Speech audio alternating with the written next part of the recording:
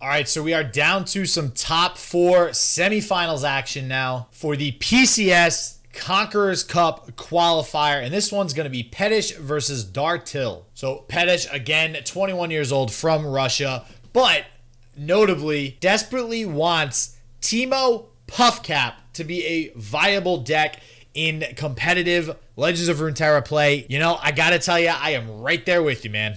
On the flip side, we have the 27-year-old Dartill, who is from PCS's Project Conquerors home country of France, and he is currently playing for Team Leviathan Gaming, who I'm sure many of you have heard of. Anyone familiar with Duels of Runeterra will actually remember Dartill having top 16 Duels of Runeterra 9, where eventually Mihom Michel, who won last week's PCS qualifier tournament, he actually ended up taking home a Duels of Runeterra victory there. So pretty interesting to see all of these players at multiple high-profile events. As always, if you are wondering how you can get your chance at the Conquerors Cup and the $500 grand prize come the end of August, check out the description below. We're going to have all the player information, all the tournament information, and anything you guys need to get started with this Conquerors Cup. So hit that subscribe button, hit the like button, and let's get into some semi-finals action for the PCS Conquerors Cup qualifying event.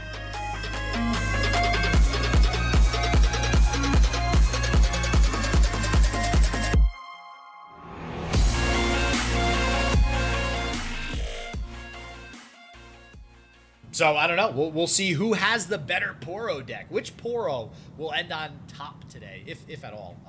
Which I'm not going to lie. I kind of want one of these Poro decks to win the tournament. So, I'm a little bit biased now in my casting. I'm just going to throw that out there to everybody. If it comes down to it, I definitely think I prefer Biflosaurus's deck.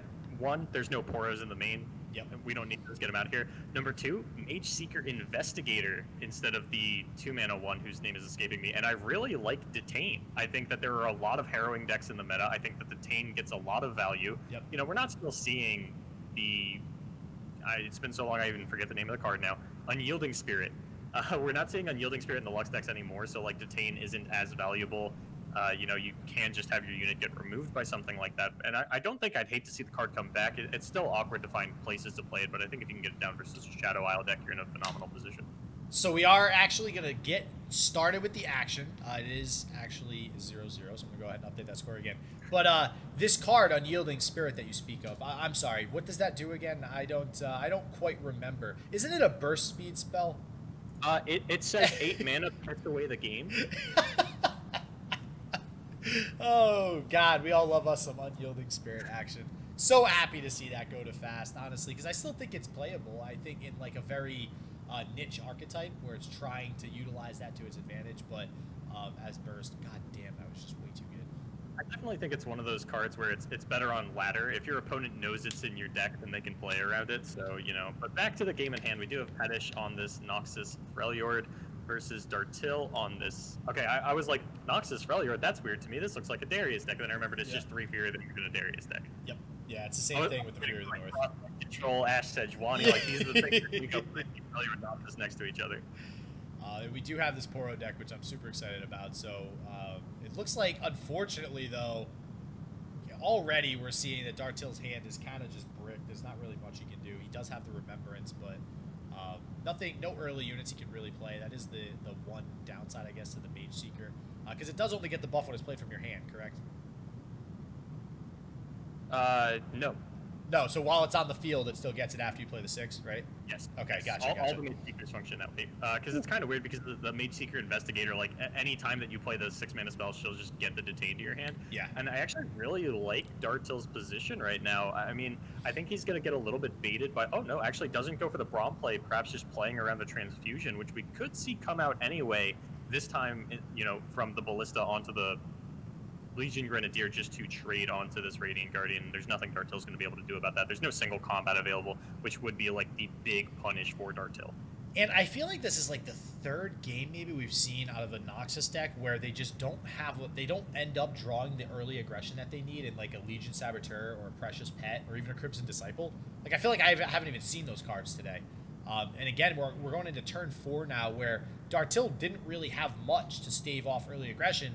But because Pettish didn't really have any 1-drops or good 2-drops, I mean, he did have the Legion Demolitionist. Sorry, Legion Grenadier. God, there's so many different names and all those Noxus things I always mix up. He did have the Legion Grenadier, but nothing really to push through a lot of damage. So once again, we see a deck at 20 health, or pretty high health, going into turn 4 and 5 here. Yeah, and I like this Mighty Pour out of Dartill over the Braum. It does give him that option for back-to-back on the following turn. And yeah, as you mentioned, Pettish just getting a little bit punished. You know, not finding any 1-drops, does run out the 3-drop on turn 3, walks himself right into that Remembrance by Dartill, who gets arguably the worst option out of any of the cards. Does just get the vanilla 5/5, and Pettish still opts not to attack, not wanting to lose any of his units. He did have the double transfusion in hand, so it makes a fair bit of sense. You know, I want to save my mana for that. I want to maintain my board for something like that. And it looks like he might just... No, he's not going to pass again. That was a pass on Dartill's side. I was like, that's kind of wild. Pettish passed again without fully developing. But no, we are pretty likely to see an attack this turn, though nothing should die on the side of Dartill thanks to that back-to-back. Unless we see double transfusion. It just feels so bad, too, seeing 2 Transfusion and 2 Imperial Demolitionist and 0 Crimson Disciple. Like, the dream is to at least just draw one of them, man. And he just, again, no early cards. Has to actually end up playing the other Imperial Demolitionist without having a Crimson Disciple yet. All right, so now we're going to get to see Braum come down. This does take back-to-back off the table. Pettish still has 1 transfusion available, but Dartill drew the single combat for turn, and that's going to make a big difference here. Whatever is getting traded onto with the transfusion is still going to find value through this single combat. And the huge attack here on the side of Pettish. So this will get through a decent amount of damage. He does have the single combat to negate another attack if he needs to. I don't know. I mean, that will, if he hovers the eye, you see that he's actually going to be at 9 Nexus health. So he might think that maybe he has to use the single combat to prevent 2 more damage, but I do feel like that's kind of a bad use of single combat. Pettish can either transfusion from the Legion Grenadier onto one of the attacking Demolitionists to put Dartill to 5, yeah, or he can transfusion from one of the Demolitionists onto the Grenadier to try and kill the Braum and, you know, deny the Mighty Poro. I think that given Pettish's hand, he wants to kill the Grenadier and push damage through with the Demolitionist because he does have that Decimate and Noxian Fervor. He could set himself up for a win before this goes off. Is instead just, okay, is going to try and take out the Braum instead. And this one, I don't think works out for him. Yeah, I'm not sure. I mean, I guess you prevent a 3/3 from coming out onto the board, but I don't know how much you care about that on the side of Pettish. I do think it was smart. Again, we're just talking about the single combat for Dartill to save the single combat until Pettish does play something, obviously knowing that a transfusion is likely to come down. But yeah, so he's just going to let that happen. He is going to end up going down to 11, and that Legion Grenadier is going to live, and there's no Braum on the field. And he does still have another Radiant Guardian in his hand. So if this Radiant Guardian is blocked, which it likely will be from something like the Legion Grenadier, we will see some lifesteal hit the board for Dartill, and that's what I was talking about earlier, where if he is able to get one of those down that's not vanilla, with like a back-to-back or something like that, then that is one way that he can make this game incredibly difficult for Pettish. Yeah, and with the double single combat in hand, you know, if the Radiant Guardian does come down, then I think it would be all but over. But this proactive single combat does mean that Pettish is going to fire off the Noxian Fervor. Dartill probably going to use that second single combat in response to negate the 3 damage. Maybe holding it back. It's kind of an awkward position. Pettish has sort of a brick hand at this point. That is the only, in case you guys weren't here earlier, that is the only copy of Noxian Fervor in Pettish's deck. Instead, he elected to run 2 copies of Whirling Death over the additional copies of Noxian Fervor. Which still, to me, seems so odd. And it's so, it would be kind of hard to figure out if that really is a difference maker in this game, just because Noxus has so many options as far as burn damage straight to the opponent's face, decimate, even the transfusion on something like a Disciple. So it's not like he has any lack of burn options without playing the other 2 Noxian Fervor, but we'll see. We'll see if he is able to use this one of the next couple of turns here to maybe seal the deal with the game. Yeah, and Pettish, nothing else to do with the turn, is just going to fire off the Decimate, decides that Noxian Fervor is a little bit too risky into the single combat. Dartill displaying a good amount of patience with these single combats, and I think both players understand that Dartill has a Radiant Guardian at this point, and, you know, if that comes down with the lifesteal, the game is effectively over for Pettish, given his hand, and that is a terrible top deck for a situation like this.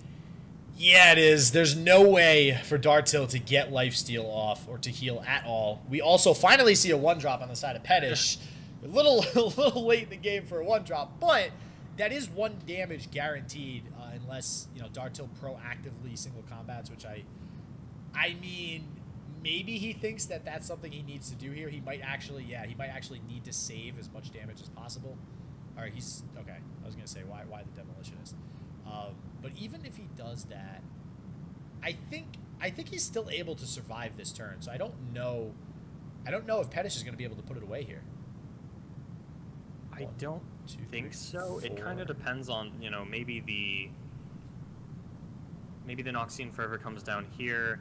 Dartill doesn't have the available, like the option to play that Radiant Guardian pre-combat. Not going to have that option regardless. It really comes down to whether or not Dartill wants to fire off this single combat in response to the Noxian Fervor, or take the damage, let Pettish attack, block with the Radiant Guardian, get down the Lifesteal Radiant Guardian, and then fire off the single combat. There's a lot of complex lines going on here, and it'd be a little bit hard for me to sort of talk you guys through this and explain all the different things that could happen. Just because there are so many options, but I think both players have a good understanding of the win-loss conditions at this point, and it's just a matter of how do you play around it, which is why we see so much hesitation from Pettish on this Noxian Fervor, you know, deciding Dartill could have quite a few answers for that. Maybe getting a read on the second single combat, maybe just, you know, Dartill firing this off, because as we mentioned, there is only 1 Noxian Fervor in the deck. I think Pettish was even contemplating something like a double transfusion just to get it out of range of that, although that would have been a little bit too buck wild for me. Yeah, and that just shows you how incredible of a card single combat is. I've always touted this card as one of the most well-designed cards in the game right now. It does open up a lot of different lines of play, which is exactly what you were talking about there. I still don't know if I like not single combating the Saboteur, because he could have saved an additional 1 damage. I guess he probably thinks his opponent is going to go for the win here regardless, so he knows maybe one of his units is going to die. But as these blocks are currently lined up, nothing's going to be dying to get this Radiant Guardian off. Yes. So I wanted to quickly mention why Pettish didn't fire off that Noxian Fervor in response to the single combat, because it seems like kind of a snap play. Because it killed a blocker for Dartill, Pettish is now guaranteed to get through damage he wouldn't get through otherwise, and then still has the Noxian Fervor available after combat. Once this Imperial Demolitionist, almost called it a Legion or a, see, there's so many names with these Noxus guys. Oh my god, it's ridiculous. The Crimson Legionist. Yeah. And it was really just about getting the blocker off the board for Dartill. Yeah, and I'm mistaken. Sorry, the 5/1, the old vanilla Radiant Guardian did die. So Dartill actually will be able to get this Radiant Guardian down with Lifesteal, which could be pretty game-changing. I mean, we do see the single combat come out now, and we're probably going to see a Noxian Fervor in response. I think we're going to see Transfusion in response. Oh, actually, yes, sorry, Transfusion. And he has enough mana for that. So is that game? No, because he has the Fury of the North mana.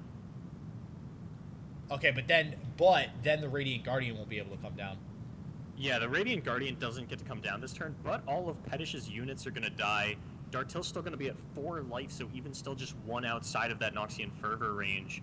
I don't think he... Actually, no, he might have lethal on the next turn with the back-to-back. That would be 7. Yeah, he has lethal with back-to-back on the following turn.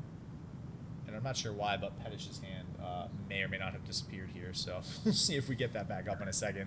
But okay, so to clarify every interaction that's going on for you guys here, Dartill wins. That is... Yes, yeah, that's what we just said, basically, in a nutshell.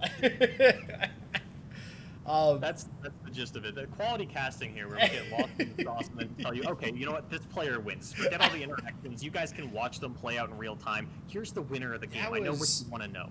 Well, you know what it is? It's because both decks are playing so many combat tricks, and Pettish happened to draw almost all of his combat tricks, right? We have 2 single combats that have gone off in the same turn, which is also typically a combat trick that has a very long chain interaction whenever people play it. Yeah. It's typically very game-changing as far as the combat is concerned. But yeah, going down to 1 after everything is said and done, and unless Pettish top decks something crazy and a Precious Pet, it just feels so bad he didn't draw these earlier. Precious Pet feels so terrible. That's just game. I mean, that's the price of playing an aggro deck, right? Is you absolutely need these 1-drops on 1, but when you draw them later on in the game, it's like, man, why do I even play this card? I should just be playing, you know, a bunch of 4 and 5 drops. And honestly, I don't think we've seen a single Basilisk Rider come out of any of these Darius players yet, just not finding sort of the whole reason this deck exists is because of the buffs to both Basilisk Rider and the Harrowing, and we just haven't, and I guess Darius to a smaller extent, and we just haven't seen that card come up for any of these players. No, you're 100% right. I mean, Darius, I mean, it's a buff technically, but I think he was already okay anyways. It's the Basilisk Rider and that Harrowing, and the Harrowing, Yeah, if you don't, like, that's the situation late game, like when you're on the attack token, that a top deck of the Harrowing just straight up wins the game for you. But even then, with what we saw in that game, I mean, granted, he was at 1 health, so it definitely would have won with the Legion Saboteur being revived. But we didn't really see any Overwhelm units played, so even then, the Harrowing probably wouldn't have done as much damage as it usually would have done, simply because there was no Basilisk played, there was no Iron Ballistas played. It would have just done damage from the Grenadiers and the Saboteurs. So one thing that I kind of want to touch on, and we've seen something like this before, is this Darius deck. Because we do see lists starting to cut the Harrowing, it's one of those weird moments, and this is a little bit different because the Basilisk Rider and Darius did also see buffs, but one of the things that we saw with Endure Spiders, how that deck got created, was like Iceborne Legacy got buffed. And everybody was like, okay, now I can, like, you know, play this like spider token deck and get these off. And then eventually Iceborne Legacy got phased out of the list, and it just didn't matter at all. And it was this weird situation where, like, a card gets buffed, puts people onto an archetype, and then the archetype just runs away without the initial reason that it got buffed. And that's kind of what we're seeing out of the Harrowing here, where that got buffed. Now these Darius Harrowing decks are playable, and then eventually we just realized we don't even need the Harrowing. This deck could have been playable all along. As I mentioned, it's a little bit different here because that Basilisk Rider going to 4 health instead of 3 is absolutely massive. Every time we see a unit go to 4 health instead of 3, its playability spikes. Even Kato the Arm started seeing play. Oh, man, I don't know what just happened there. I don't know what happened either. I was just going on a little tangent. It looks like Bellius' stream refreshed on my computer, so just give it 1 second. We should be able to get back into the game. All right, no problem. Spoiler alert, we do finally see a Basilisk Rider.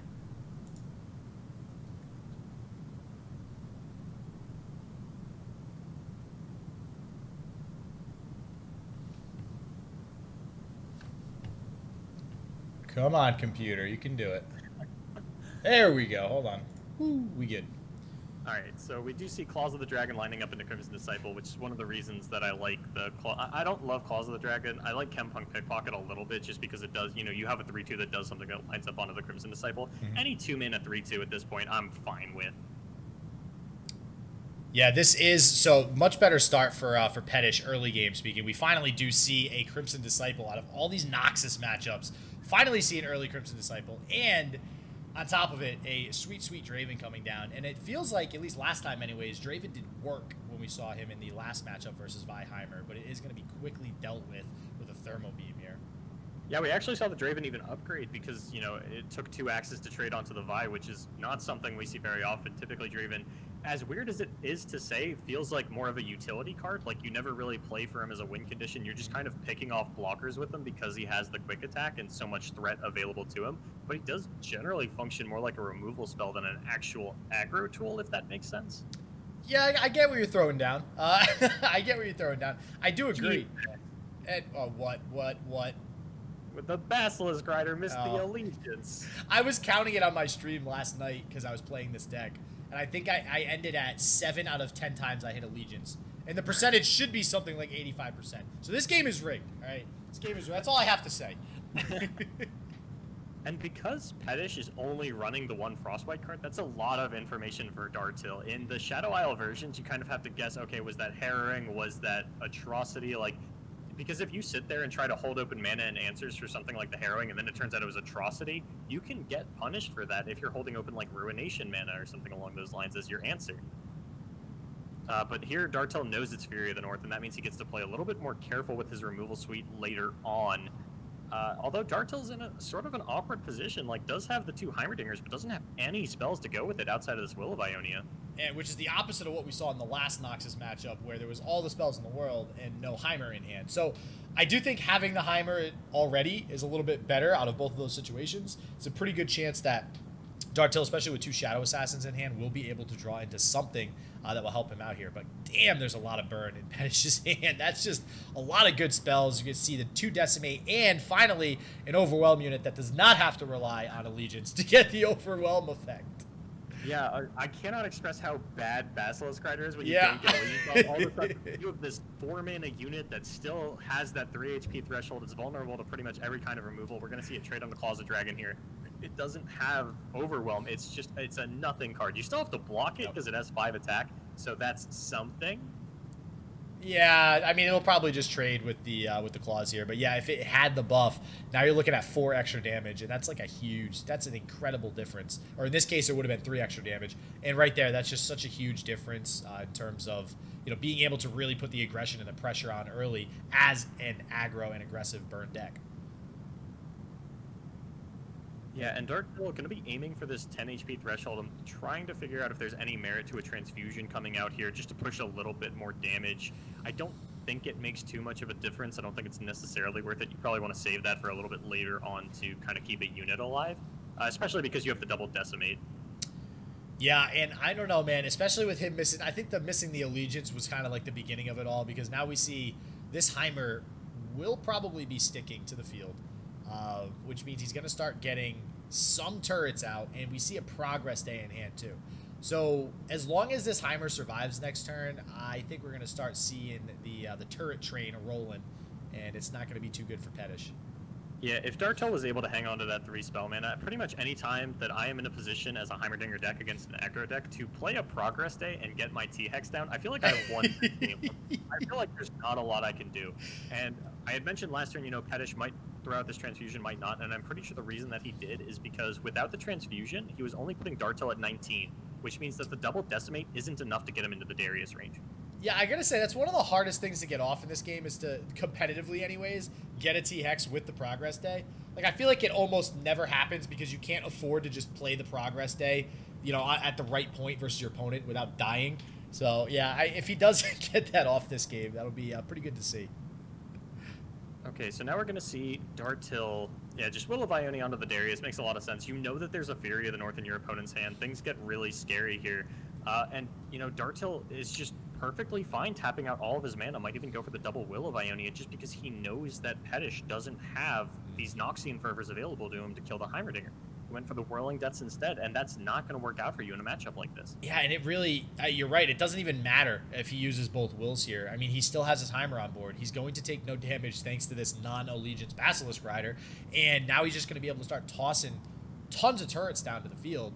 Now, granted, the one thing with the turrets, if they're not the elusive ones, they can still pressure a little bit, but the turrets all have 1 health, so they're a little bit vulnerable. They're not the best blockers against stuff with Overwhelm like this Ballista and the Darius here. So we'll see if that comes back to bite him a little bit here, but we also see a Spirit's Refuge, so I'm not sure that will really matter.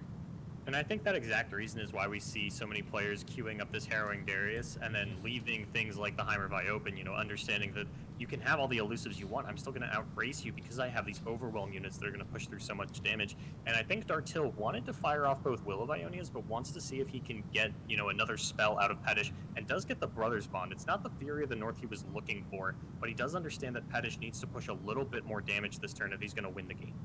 And it's funny, I think one of the things people were saying as far as changing Heimer around a little bit was swapping the turret cost for the elusives from 3 to 4. Well, you know, Will of Ionia and Spirit's Refuge are still 4 mana, so I don't know if that would really do the job quite as effectively as something else.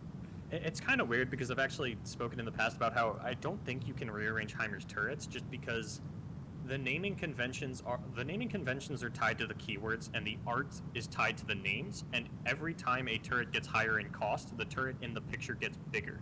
So if you want to move elusive to the 4 cost, then all of a sudden you have to rearrange the pictures, and it really throws off the flow of things, and all of a sudden you have a, you know, sort of a problem that extends beyond the balance team, where now you need to discuss with the art team, and so many other business sectors get involved in this that it can be difficult to push a change like that through. See, and this is what people don't understand about card game design. I appreciate you bringing that up, Wolver. It's not that easy, guys. You can't just change a card and just say, screw it, we'll just fix it. You gotta take art into consideration. You gotta take a lot of different things into consideration. We'll see what happens with that. I'm curious to see what they do with Heimer.